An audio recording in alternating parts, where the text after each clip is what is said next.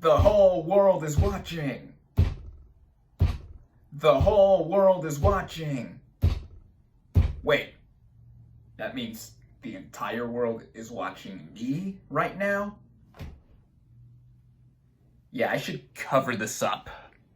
What is up, everybody? Random Man here, bringing you another video during this current quarantine era. I hope everyone out there is continuing to stay safe and be well during this unpredictable time, as I am here bringing you my review for The Trial of the Chicago 7. Based on a true story, the plot of this historical legal drama basically follows the title Chicago 7, a group of anti-Vietnam War protesters charged with conspiracy and crossing state lines with the intention of starting riots at the 1968 Democratic National Convention in Chicago. Going into this movie, I was very much looking forward to seeing it. This is one of my most anticipated films of 2020, or whatever we have left of the year, and the smattering of films that we film fans get new releases for. But even so, this is a film I was very much looking forward to for two words, and two words mainly: Aaron Sorkin. This is the sophomore directorial effort from the acclaimed screenwriter, and though I am not that familiar with any of the TV work that he has done in the past, I am a big fan of a lot of the work he has done for film within the past decade. He won the Academy Award for Best Adapted Screenplay for writing The Social Network, which I rewatched earlier this month in honor of the film's 10-year anniversary, and I forgot how brilliant this movie is. This is an absolute masterpiece and one of the best films of the past decade. Other works of Sorkin include the likes of 2011's Moneyball, for which he co-wrote the screenplay with Steve Zaillian, and I've actually read the source material in which the film is based on, and from page to screen, the translation here is outstanding, and just on its own, even if you're not a big baseball fan, this is an engaging film. He also wrote the 2015 film Steve Jobs and actually won the Golden Globe for Best Screenplay there. I like that movie a lot as well. And then he finally marked his directorial debut onto film with Molly's Game in 2017, which I also rewatched earlier this year, and I love this movie as well. So with the works that I've seen of Sorkin, I have been truly impressed by in bringing out what his sensibilities give us with a lot of quick-paced dialogue, and also making seemingly mundane or just not interesting topics into riveting pieces of material. And now he has brought us his second directorial effort, The Trial of the Chicago 7, which just dropped on Netflix this past weekend, and I got the chance to watch it earlier, and what did I think of it? Well, starting out with the writing and directing of this film, we have Aaron Sorkin doing double duty with it. I usually start out with my reviews in talking about the cast and their performances, but because there is such a stacked cast here, I'm gonna hold off on that for now and mainly go into what Sorkin is doing behind the camera here. And with his screenplay, it is really an understatement to say that he is able to do a lot, as I just mentioned, with anything that he tackles. And with this film and how he structures it, the film actually begins with the trial instead of the events leading up to it. Usually courtroom dramas like this one give us a bit of background as to what is going on with the main case, but this film changes it up a bit in actually giving us the trial on the side of the prosecution first, and then we are segued into what is going on in the courtroom with a bunch of flashbacks happening in between. Automatically, that makes for something riveting right off the bat. This is also coupled with how Sorkin directs behind the camera. And with his directorial debut, Molly's Game, previously, I thought that he did a more than competent job directing there, but a lot of people, including myself, feel that he is a stronger writer than he is a director.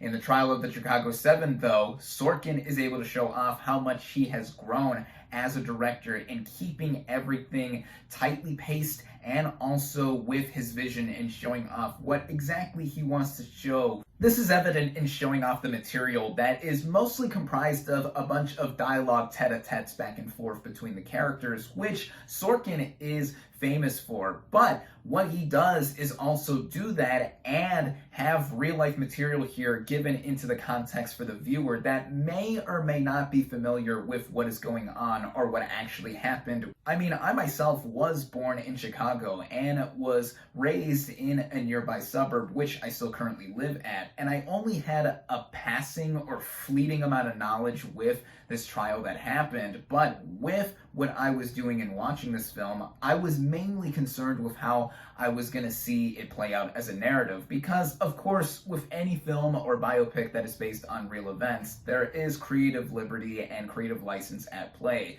So here, regardless of what I may have thought to be made up or used for dramatic effect, I thought that Sorkin was able to handle it in a way that it weaved into the flow of watching it just as a film experience. This is also offset and supplemented by the performances from the excellent ensemble here. There are really too many names to count with how stacked this cast is, but I'm going to try my best to give who I thought were standouts among the main players here. To me, my favorite of the ensemble is Sacha Baron Cohen as one of the two leaders of a hippie group, or yippies, I should say, as he shows off that he is a comedic actor that can actually transition into drama insanely well.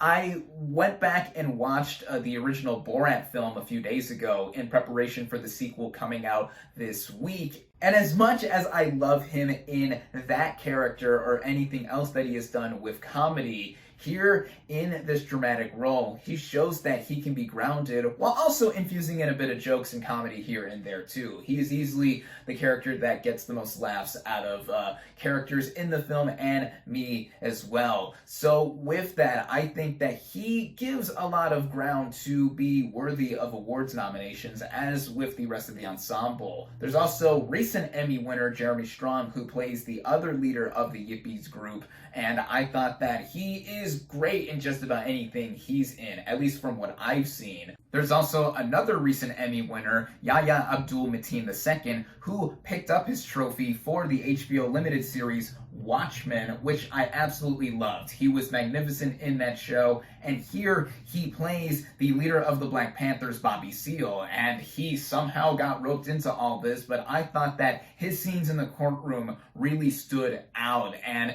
it shows that he is truly an accomplished talent. There's also Mark Rylance as the lawyer defending most of the defendants here. He is a class act, as I've said in other reviews of films that I've seen him in. He's probably the most likely to get an Oscar nomination of the ensemble, though I think a lot of players here are really worthy of a nomination or two, but there are heavy hitters here such as John Carroll Lynch, Frank Langella as the crazy and prejudiced judge who is looking over this case, and like Rylance, he is a true class act here, and he's playing someone who is despicable, and I just wanted to slap him upside the head every time I saw him or even heard him speak.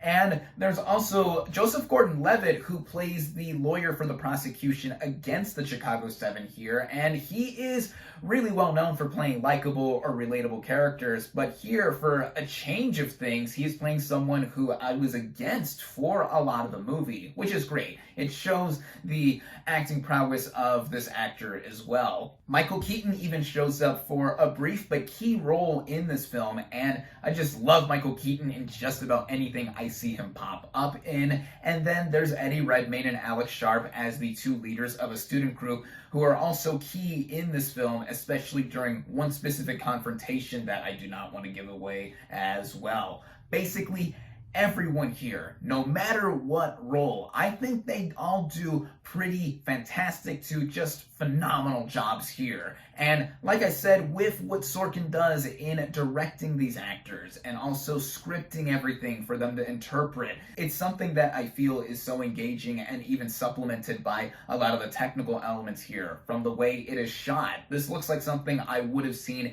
in the theater, but given that this is now a Netflix movie, or at least is distributed by it, and it was originally going to be put in theaters from Paramount Pictures, but because of the current pandemic, it was moved on to Netflix. I still think that this was really well shot in terms of the cinematography, the costumes, and the all-around look of Chicago in the late 1960s. I even recognized one specific location in the downtown area that was really cool to see, and even how it is strung together from the pacing and editing. Running at just about 2 hours and 10 minutes, I never thought it dragged at all. I just found little to complain about with this movie, as it was so my jam, except for one minor thing that does involve some of the characterization in this film. With this being called The Trial of the Chicago 7, this is a film that has so many moving parts and characters within it that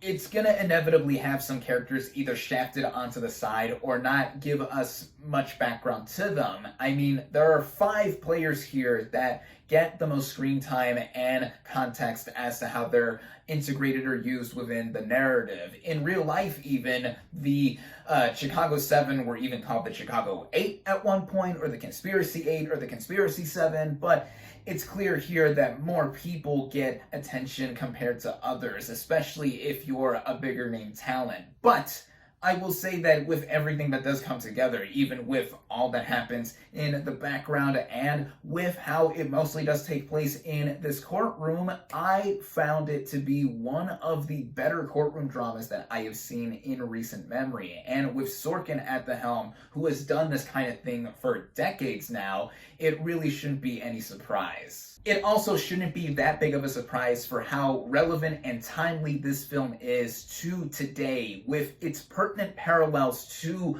what happened over 50 years ago into the present era, especially with all of the protesting and call to activism that has been sprawled onto the US and the world at large. And I think that couple this with a fellow Netflix release, The Five Bloods from Spike Lee, one of my favorite films of the year thus far, this is another case where seeing a lot of art really imitate or represent life itself or reality/history, it shows how much we cannot ignore history. As the old saying goes, if we don't know our history, we are doomed to repeat it. And seeing what was presented here, especially in how highly entertained I was by it, this also makes for, like The Five Bloods, one of my fave films of the year thus far. I loved The Trial of the Chicago 7. I highly recommend it. My final verdict for The Trial of the Chicago 7 is 4.5 out of 5 stars.